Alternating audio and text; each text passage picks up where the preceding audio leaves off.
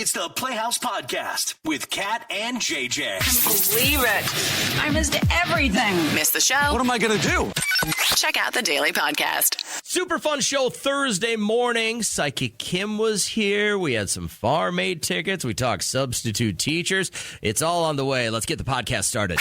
Like, you don't golf, but you'd have a hell of a good time. I'm sure Derek would love it if you went out golfing with him.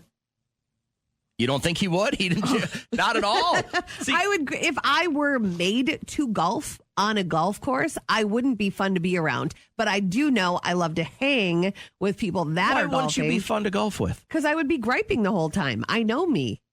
So if you know me, don't bring me places I wouldn't want to go. My wife doesn't love. I would love to golf with her every single weekend, but she doesn't find any joy in it. She's uninterested in golfing. Derek hates the grocery store. Why would I bring him to the grocery store? Dead weight. Well, that's really not is grocery shopping a hobby for you? No, but no. Do you have a hobby that you wish he loved? I wish he loved watching TV as much as you? We both watch It's equal. a good amount of TV. I would say when it comes to hobbies, we were kind of spitballing ideas for him to get out and do some more stuff, like get out of his comfort zone because he could just stay at home after work. Like pole vaulting. And be totally cool. No, bowling. A bowling team. Like, I feel like that would be really fun. If you find the right people to be on a team with, it is a party. My parents bowled for like 30 years. Yeah, I want to do that. I think it'd be a lot of fun. Every Wednesday night, they'd be out with their friends. They'd get a pizza, have a pitcher of beer, bowl a couple of games, hang out afterwards. Like, that was their social circle. So my dad was lifelong friends with guys that he bowled with when he was in his 20s. Sure. You got a lot of downtime until your name pops back up on the screen. Plus, you're having fun with these guys, right? I mean, every once in a while, if you're bowling for the championship, there's pressure. But otherwise, you're just screwing around. So he's kicking that idea around a little bit. The question we have for you this morning is, what do you wish your significant other would do with you that's a hobby of yours? Like, you probably all have your own individual hobbies, but what do you wish they would come along with for? All right, so the big question we have for you this morning is, what do you have as a hobby that your significant other just won't do with you for whatever reason? Like, you just won't golf no matter what, huh? No, I won't. And I don't know if I would consider that a hobby for Derek, but he enjoys it. He likes going out with Liam, and I like to have them have their time. But, you shouldn't force that. If somebody doesn't want to do a hobby that you're doing, it's going to make it miserable for you, and then you're not going to like to do it anymore. But if there's a hobby that you enjoy doing and you'd love for your significant other to hop on, what would it be? I wish Trisha would play pool with me. Like, one of my biggest hobbies is playing pool, and we built this shed, and I play out there a lot. You should play strip pool. Tried that. Just get her nice and sauced one night and say, you know what? I want to say good morning to, I don't know exactly what you're saying, Laura, who says, my husband will not even go on walks with me because I wear a reflective vest. Safety first. Would your... So that's one. If I were to ride my recumbent bike, Derek won't even look at me when I get on it. He has to go back in the house. I wouldn't even claim that I had any relation to somebody on a recumbent bike. It's a bicycle. But it's a recumbent bicycle. You bicycle. guys are so lame. It's a bike. Get over it. I believe in equal rights for everyone unless you're on a recumbent bike. I will forever... All five of us are going to kill you today. Listen, I'm not prejudiced in any way in my life except for people that I see on a recumbent bike. Jennifer, good morning. Husband won't do any photography stuff with me. Oh, okay. Now, that sounds like kind of a cool project, right? Like, it might be boring until you see the aftermath, right? Like, some people get into it because you get to go out in nature, probably. You get to take some cool photos. You get to develop them. Even if you're just doing it on digitally and you're not developing them, like, I think that would be kind of cool. I want to bring Chris on the show because your wife will not do the golf thing either, huh? She's gone like a few times, but I mean, it's just not something that she grooves with. She is thinking it's, super low brow as far as hobbies are concerned. Okay. Yeah. Yeah, and she's always, wanting me to stick around more. But, I mean, I love hanging out with my friends, but, we like to have a few on the back nine and stuff. It's just hanging out with the boys, but, not really something she wants to do. So part of that is, I was the same way. I wish my wife would golf more. But, like, when I get out with my friends, that's like a good not husband-wife thing for me. So, like, if she got into golf, I don't know if I'd go as often. You know what I mean? Like, it's something about you got to have dinner afterwards and you got to pre-plan it. And there's an outfit that needs to get planned. I think it's okay to have your own separate things to do. Plus, you got to be That's honest. what I'm saying. Yeah. Plus, there's things you say around your boys that you would never say around your wife. Well, I would hope that she says some things around her girls that she would never say around me, too. I mean, the fact that she could have that as well with her own thing and I can have that with my thing, that's kind of what makes the marriage great, you know? But if she got into golf and got better than me, that would be an issue, too, I think. What'd you steal? From and who? What's the most unique thing you've ever stolen? You know who John C. Reilly is, right? Yeah. I mean, I stole a check twice from my mom's checkbook. Ooh, to what'd go you write get it out gas. for? Just for 20, gas. $20 gas.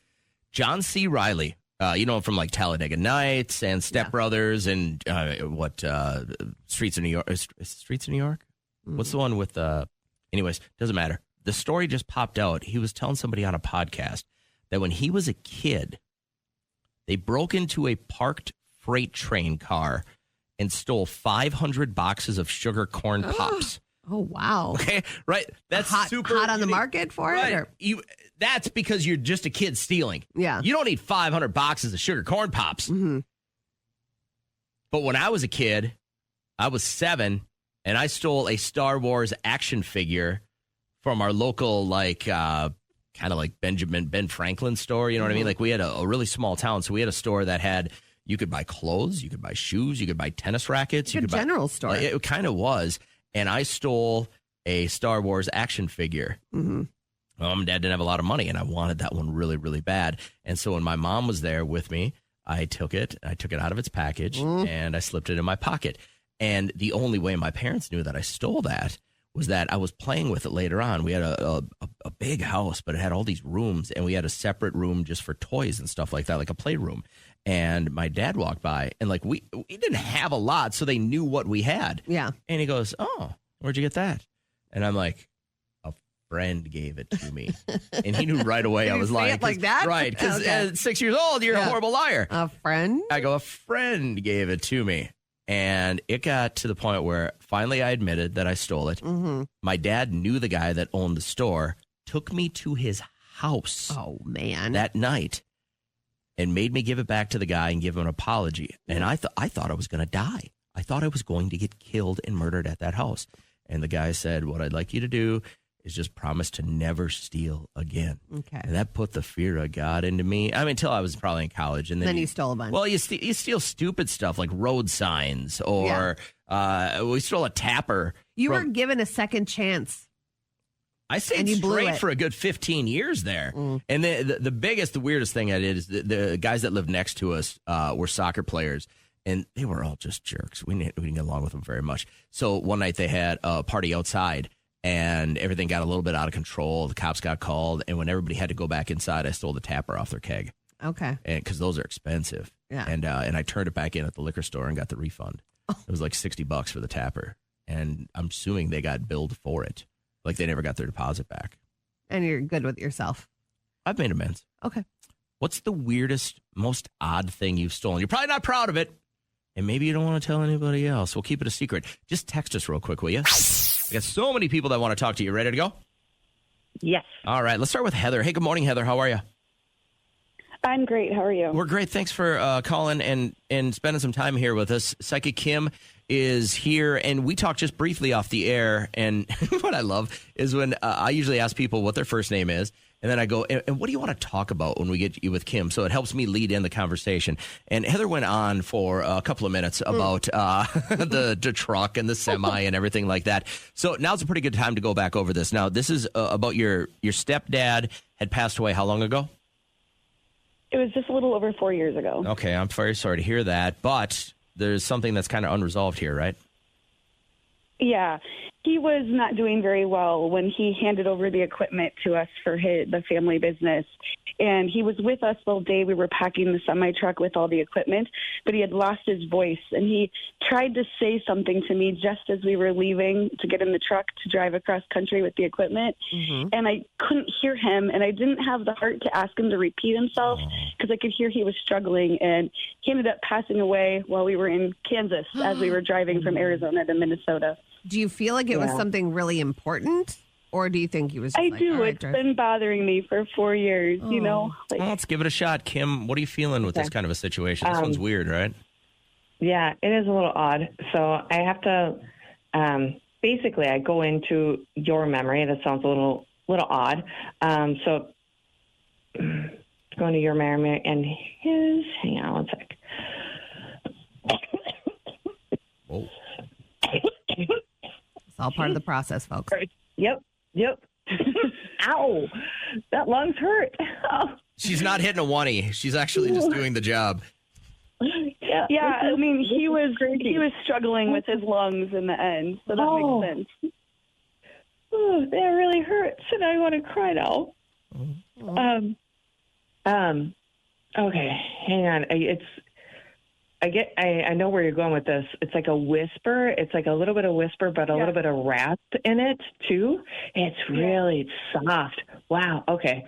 Something was quick. Hang on here. I got that. It's very soft. Like, wow. Because I'm hearing it like where you were at. So I'm going to that moment because I can feel him, but he's not talking. So the way I go about it is a little different. We've never had this before. Quick, like something about like a quick transfer. I know it sounds really weird, but that's like the energy. The energy of it is the words quick and transfer. So you're going to have to go into the context around that. But I wanted to say like he was trying to say I love you or something like that, but it was actually more like practical. Like part of the business kind of thing? Right. Yes. That sounds like him. He is always very practical, and it was a business thing, so that makes sense. I feel like he's been kind of with me every step of the way, and every once in a while, like I feel myself channeling him through what I'm saying, and I like almost stop in my tracks, like, oh my gosh, did that just come out of my mouth? And it's been weird. So, yep. So, give that some thought. The letter Q stood out, and then the next letter was the letter T. And so it's got to be a Q and a T, okay, for the words. Sounds very odd. And then it's almost like a quick transfer. Those are the two words that came out of it, but sit with the letter Q and the letter T. And it might also come to you, you're like, oh, now I get it. Yeah. Hey, Terry, how you feeling? Good, thanks. How about you? Good, thank you. Now, you lost your sister how long ago? 5 years ago, and then before that, it was my mom. So it was a very sad passing. Okay. As you're accelerating very fastly, what would you like to ask Psychic Kim then? Sorry. That's all right. How is she doing up? How is she doing up there?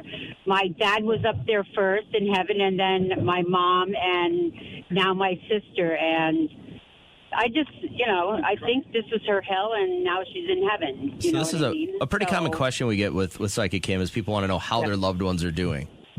Okay. So when I'm feeling is my head started to go a little dizzy, a little weird. So I don't know if she had some head thing, like either sometimes it's a lack of oxygen, sometimes it's a stroke, sometimes it's just like dementia. It's kind of odd how that works, but my head's spinning, and then I feel heaviness in my chest.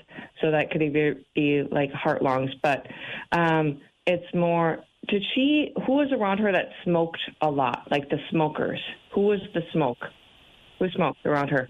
My mother did years ago, but she had stopped, and she was my twin sister as well. But she, it was my twin, and she used to smoke a lot. Oh, okay. Okay. Yep, because I'm seeing a lot of smoke, and and then what does the robin have to do with you? Like I see the bird, the robin, the bird. So any correlation to the name either Robin or the bird Robin? Do you see a lot of robins, or what's with the robin? Because I feel like a bird's coming towards me, and it looks like a robin. It doesn't look like a cardinal blue jay. It's a robin. Do you know? I don't know. It could be the girl that sold her the stuff that killed her, you know? So. Jesus. Okay. Yeah, my TOT. Yeah. Was her name By Robin? accident. I have no idea if the girl's name was Robin. Oh. I don't know if the girl's name was Robin or not. All right. But, Okay. Kim, go ahead. Yep. So there's a Robin that's stepping forth, and like that is your mom's energy that I can see, and then then I heard twiddly. So there's a lady there's two smokers that are right next to each other that I can like see and feel. They're not talking, so they're just sending me images. So it's a little bit harder to say like this is definitely them. But there's a little bit of a little tiny bird next to the robin, and that one looks like I hear the word finch, like a yellow finch. That's what I hear. So those two, you need to look for a robin and a finch. Those are the ones, they're just coming through to say that they are totally okay. So look for those two birds when they come through. That's them. But okay. I don't feel any negativity or anything like that. It feels very peaceful, to be honest. All right. Was that what you're kind of hoping for? Yes. If you call now, we can get your question on with Psychic Kim. Ready for another round? Absolutely. Let's go. Gangbusters about this stuff. Hi, Tabitha. How you feeling? Great. How are you? We're great. Thanks. You got a work question for Psychic Kim? Yes. Shoot. My sister and I have started planning to open up our own group home. And my husband wants us to do it in the St. Cloud area, but I'm really wanting to move to Washington to do it. So I'm just curious, one, is it going to happen? And two, what state do you see it happening in? Good questions. Yeah, it's going to happen. It's just a matter of when, okay, and then where. So the idea, the concept is going to happen sometime in your life, I will tell you that. St. Cloud area, as much as, I know personally they need it, and when it comes to what your higher self, your soul, spirit guides are saying, I hear Washington. So you're right with thinking over there. Something about the rules, the structure, the foundation, as in like how it's run, how it's set up, all the like legalities. Something about Washington is going to be better than over here for you and what you are looking at doing. So you have better success in Washington with it. You can open up in St. Cloud. I just hear that there's going to be a little bit more barriers, a little bit more roadblocks, but you would make it work here too. Okay. Thank you so much. Go get them, Tabitha. Have a great morning. Ladies and gentlemen, it's the often imitated, never duplicated Dominique. How are you? Good. How are you? Good. Love your energy. What's your question for Psychic Kim? So me and my boyfriend just moved in. He moved in from South Carolina. And we want to get a 3-bedroom apartment instead of a 2-bedroom just because he's 6'7" in my apartment and has all of my things and none of his things. So we want to start over. Nice. But we're having a tough time finding the apartment that fits both of our needs. So we were just wondering if it's going to happen before the end of the year. All right. 3 bedrooms before the end of the year, Kim. Yes or no? It's going to be tough. I'm getting a no for the end of this year, but it will happen, just not very quickly. Yep. I see where you're going. It's like I feel very crowded and very like people are in my face, it feels like. I don't like it. So you definitely need the space. Consider a townhome. Look at apartments that have like townhomes, like either by it or near home. There's something about a townhome. So look into that too, by the way. Okay, we have been looking into townhomes as well. But we were just trying to stay in our price range because the townhomes are coming up pretty pricey. Yeah. Or maybe you could just share some of your closet space, damn it. Why is that? Why do you want that to be an option, JJ? No. He doesn't know what he's talking about. Good luck. Have a great morning. It's always good to hear from you. It's going to be a fun show Friday morning to start the weekend. We'll kick the show off at 6:05 with your chance to win Farm Aid tickets. It's our last pair of tickets to see John Mellencamp, Dave Matthews, Kenny Chesney, Willie Nelson's going to be there. It's going to be crazy. And we got your last pair of tickets at 6:05. Johnny D's going to be here with a couple of old school mixes and another crack at $50,000 at 7:25. That's all during our live show Friday morning. Right now, let's wrap up the podcast. Can you help me? Can you help me? Can you help me? Everybody! Changing her name to protect her. We're going to call her Dina. We've been exchanging some messages with her, and here's the deal. If you've got something you send us that's going on in your life, the best thing for us is to let everybody hear it. I don't mind reading these, and that's fine, but I really love when you come on the air with us because I can hear the passion of whatever's going on in your voice. And we can ask you questions and get those answers. If it's a simple email, sometimes it leaves us wondering, but we're not the experts. Our listeners might be dealing with this right now. So give this a good listen. And Dina, why don't you just go ahead and explain kind of what's going on, and we'll get people's thoughts on this real quick. Yeah, so it's just frustrating. I love my job, first of all. I love the people I work with. But, with jobs, you get a certain amount of vacation time that you are allowed to take. And so I'm taking my vacation time, obviously. Yeah. I'm not going to just let that, we don't get paid back for it. Like, I'm not going to let that slide away. Yeah, use it or lose it. Every time, yeah, exactly. And every time I take time off of work and I go on vacation, whenever I come back, my boss is making these snarky comments to me about, oh, how was your trip? Oh, we didn't reach our goals last week because Dina wasn't in town. Yeah, and it's just really frustrating and embarrassing because my coworkers, they're all uncomfortable. I'm uncomfortable. So really, he's the odd man out. You shouldn't feel uncomfortable if everyone else is this is not a normal way to speak to us. And I'm sure you've got a job like the rest of us where you've got to work to get ahead to take that time because you're pretty responsible, right? Yeah, and I get all my work done, but me not being there apparently is a problem, even though it was literally in my interview, they told me I would get this vacation time. This is part of the job, but I don't even know what to say to get these things to stop because it's at a point where I'm frustrated. It's uncomfortable. Now things are awkward with my boss. That's so inappropriate. I don't like that. I would give anything for my boss after I take some vacation to come in and treat me like that. It would go down. Yeah, it would. I mean, that's that's an HR conversation. I don't want to put you in that position, but you could be saving yourself heartache, your coworkers whom you like, their mental well-being too. Yeah, and right. It's probably happening to everyone else behind the scenes. And he needs to know. He needs to know. This is not appropriate. How do you know it's a he? Did you say it's? Do you have a male boss? Did you say that? Yeah, I have a male boss. Maybe subconsciously. Yeah, subconsciously we're thinking that. Yeah, I would be interested to see what other people think about this, how they've dealt with it, because I'm assuming you're not the only one. So let's do this. So we're going to put you on hold. You kind of hear what everybody else says as they call in. But appreciate your time, and hope the rest of your vacation goes well. Thank you so much. A lot of texts are rolling in this morning. If you haven't had a chance to text us, you can do it right now on your thoughts on this.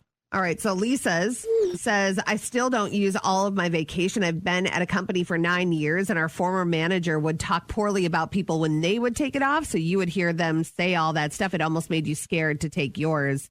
There's no solution in that, but it's happening. Lisa's just showing Dina that, you're not alone. It does happen. Not all managers are supposed to be managers. I think you're going to see that as you get older. Neela texted in, get out. People don't quit jobs. They quit horrible bosses. Yes. Mm-hmm. Indeed is full of great gigs. Go get one. Yeah. I'm not here to tell you to quit your job because you probably got bills to pay. But if you feel like your boss is inadequate, you got to go. Or if you love your job and you didn't do anything wrong, thicken the skin a little bit. If they do retaliate for you taking vacation, then you are going to come into some money. I get joking around like I do with everyone around here. Oh, just enjoy your 9 days off. It's that's a joke, right? Yeah. But I'm never going to hammer on someone for taking time away, for being with their family, or getting their head right. Everybody needs some decompression time. I agree with Neil more than anything. If your boss sucks, get out. It's never going to get better. They got to a point. They're a sucky person that got to a point, And if they still suck, it's not going to get better for you. No, it won't. It's going to run downhill. So I agree. Indeed, it's full of good stuff. There's this kid. He is working in the deli area. Mind you, Meijer is a $21 billion a year company. Are there any in our area? A Meijer? Aren't they West Coast? They might be West Coast. But they have employed this disabled teen to work in the deli. His name is James. And he had been taking discarded food like fruit, or they were going to throw out some deli meat.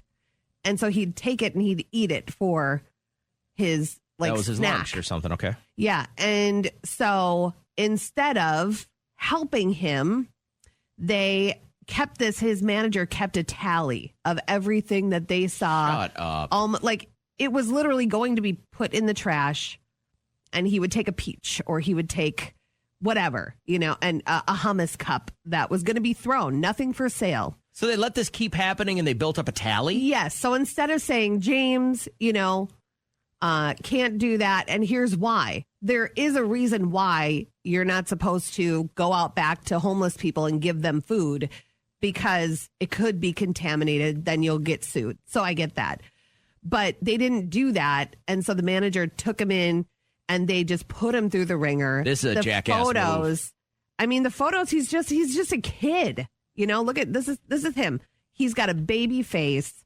They're interrogating him. He looks frightened for his life. He does. Grown men hanging over you as a little teen, taken, I think they said the total exceeded $100. Okay, so let's do this. You're the manager, and you decide to go this route. What's the best possible outcome here? Right. The kid cries and you fire him? So now you're the manager that didn't solve a problem. It just got to the ultimate worst end for a disabled teenager. Mm-hmm. What's the best? What happened there that was good? You could have easily pulled this kid aside and said, like you said, James, here's why we don't do this. And guess how can we help you? You must not have access to food. If he has a food insecurity, how can we, as Meijer, a $21 billion company, help you out? You help him. You give him a different thought on his work ethic. Maybe he didn't know it was wrong. He probably wasn't trying to hide it. He was just trying to feed himself. Yeah. And now you solve two different problems by just doing the right thing. I mean, this is like, what did that guy say, the texter before? You don't quit bad jobs, you quit bad bosses. Yeah. This is the guy you quit. So now they're calling for a boycott of Meijer. I don't think that's you want to boycott necessary. a grocery store. I think you get rid of this manager. Yes, and who you did this. show Meijer your way of making good on this, and I don't think there's a need to boycott. So the boycott, here's why I'm not a fan of that. It hurts. Like, there's people in a corporate office that had nothing to do with this, other than the fact that they employed somebody who was less than a good human being. I'm not saying even fire that guy's person, but you fire this manager for doing this jerk move. You don't want to take money out of that cashier's mouth who had nothing to do with this. That works. The person that's stocking the dairy cooler has nothing to do with this. Now they're affected because you boycott this, and their stock drop is going to mean that they've got to have less people employed. And now a truck driver and a guy that worked in the dairy case are going to lose their job too. That's why the boycott doesn't work. Yeah, I would think triple the next time you're going to boycott something, because a lot of people are affected. Call for the firing of that person. But when the story came across, I just looked at this little boy's face, and he's just this teen that is so excited probably to have a job. And he was probably really, really proud of it too. Yeah. Now you're crushing his ego. I know. And now his face is everywhere, Yeah, that's horrible. No. So anyway, I just wanted to share, because we're like the radio station to share the top news stories. That's what we're known for. We're well known for. Yeah. Right. What in your life offers you no pleasure? It might even be disturbing, but you've stuck it out with it for way too long. Well, and I still have years to go with it. Just the chauffeuring. It just brings. But you have to. Exactly. You have to. It brings me no pleasure to go into town. You can't sometimes stop. 4 times a day. I can't stop. I will be able to stop in 5 years. It'll be over. It'll be done. What offers me no pleasure, but I've stuck with way too long, is just being nice to people who haven't earned that right. Now, I'm not mean. Well, you got to give them a chance, I'm not mean by nature. No, I'm talking like people you've had cordial interactions with that just aren't great people. Mm-hmm. You should just be able to be a jerk to them because they're not good people. I did put up with a friend that was just late. I shouldn't say friends.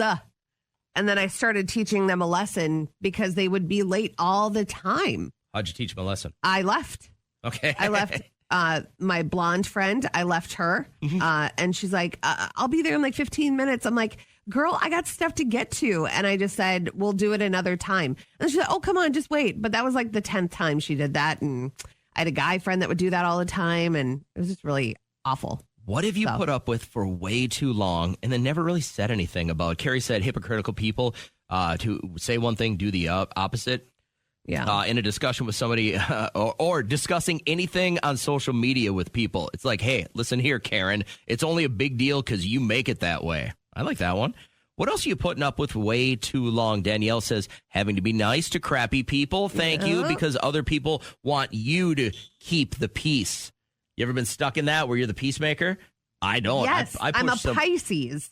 Oh, that's why you have to be a peacemaker. Absolutely. Ask any Pisces out there. We calm the storm is what we do. Brian, I appreciate you calling the show, man. What if you stuck out way too long? Like you should have said no to it a long, long time ago. I hate saying this, but my auntie, I love her so much. She's a terrible cook. Okay, so Jasmine, how often are you in the position of having to eat her food? we have this standing like Sunday night dinner. Oh, that's cute. And it's like, I got to be there, it's my auntie, but yeah. I mean, the chicken tastes like wood. Just be normal and get Burger King on the way there. I have to at least try, but then I'll get it after. Yeah. Has she ever been a good cook, or has this just always been her thing? Like she thinks it's good and it's terrible. Yeah, it's like I remember when I was a kid, I had her brownies, and it was like, man, I don't know how you mess up brownies, but like she managed to do it. Is this something that if you stopped going there, like the rest of your family would, kind of disown you, a situation, or what? I would get murdered. Oh, so you feel you got to show up. No-win. You got to show up for horrible food every Sunday night. I love my auntie, you know what I mean? But like the cooking, forget about it. Who's got the bingo today? Bingo, how fun. Last week, someone lost an eye at bingo. Bingo. Bingo, what bingo? Bingo. It's easily my favorite part of the show. We're looking for you to call with a great story. First person through gets the bingo, but you got to give us a story about you having to put a fire out somewhere. Maybe you saw a car on the side of the road and there was a fire and you had a fire extinguisher. So at Dunkin' Donuts in New York, there was a woman that was waiting in line, getting ready to be served, and she noticed this growing flame on one of their top ovens. And she also saw that the employees were very relaxed about it and just kept helping people. And she's like, we got to get this under control. Do you have a fire extinguisher? Do you know where it is? There's got to be a fire extinguisher. Do you guys have a manager you can call? Yeah, there you go. Fire extinguisher right there. Here, you want me to help you? So you're going to pull?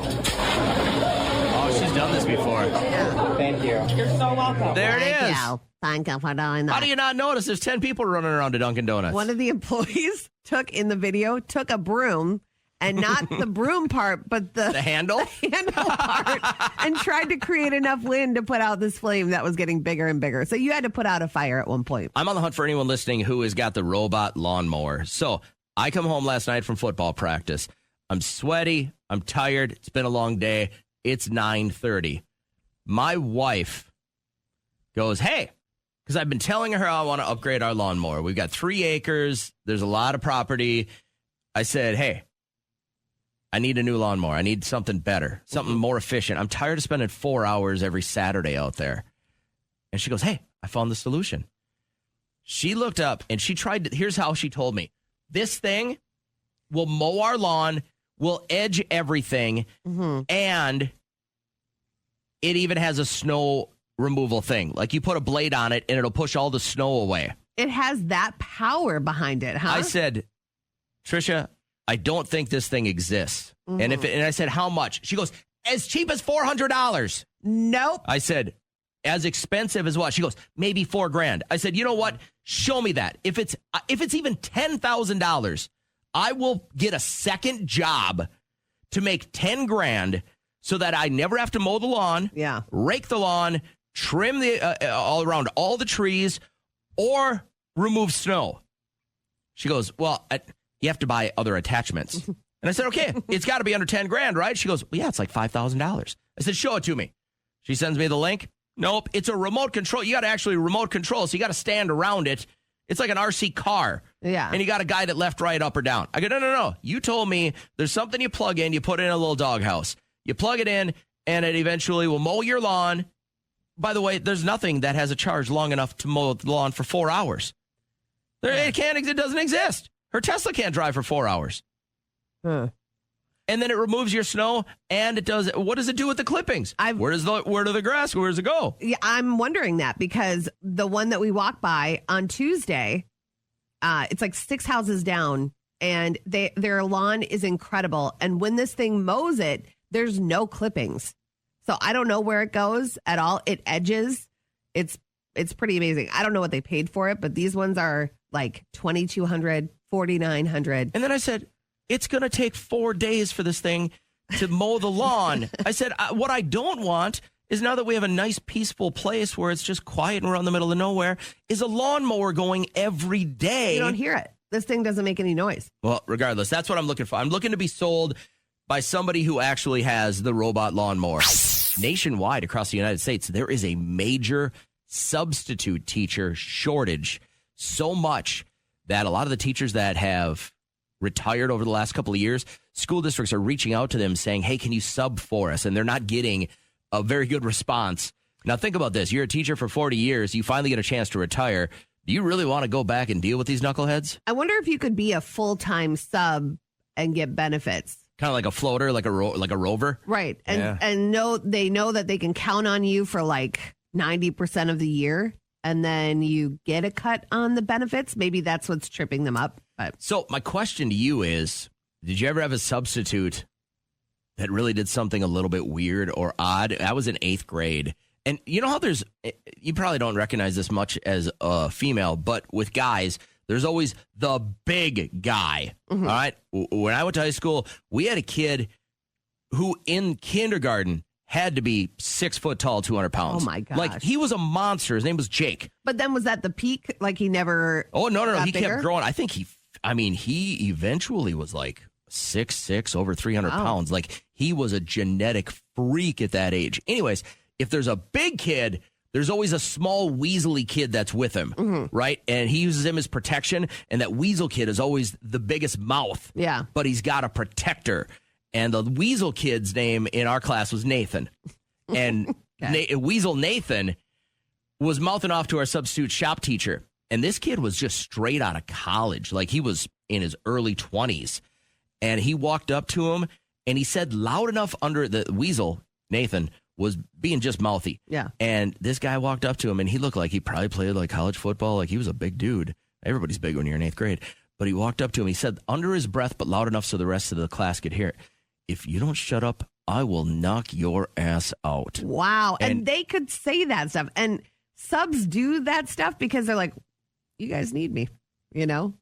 You need me, so I'm going to say what I want. And I just remember going, oh, my God, he's going to punch that kid in the face. Like, It took me by surprise. Did you ever have a sub teacher that did something a little bit strange?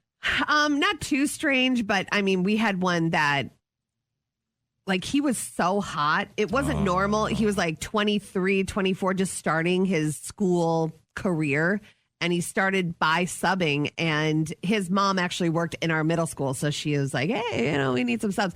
And when he would walk in, you're like, this is going to be a good day. And I remember one time, because whenever he came, like any sub would show a movie. Nowadays, you cannot do that. You have to follow whatever curriculum. Yeah, you just can't show movies anymore. It's crazy. But he would come in, he'd roll in the huge TV. And then one time he looked over and we were talking and he was like, guys, let's watch the movie. And I look at him and he just kind of like did a wink, but it wasn't like a sexy wink. It was just like kind of like a fall on the line. I took it like, all right, when are we getting married? You know, I was like, this is my man. And anytime I knew he was going to be a sub, I was so excited for it. But no, No weird guys. Beth, you had somebody that did something a little bit weird. What'd the sub do? She ate chalk.